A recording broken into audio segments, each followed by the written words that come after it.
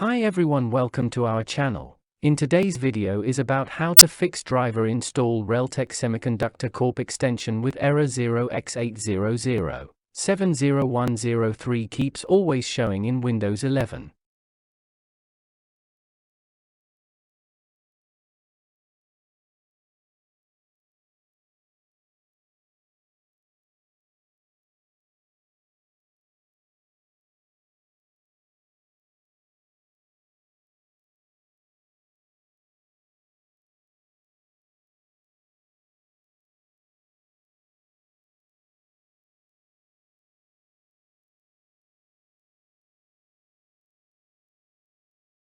If you found this video helpful, please like and subscribe to our channel, leave comment and share it with others so they can benefit too.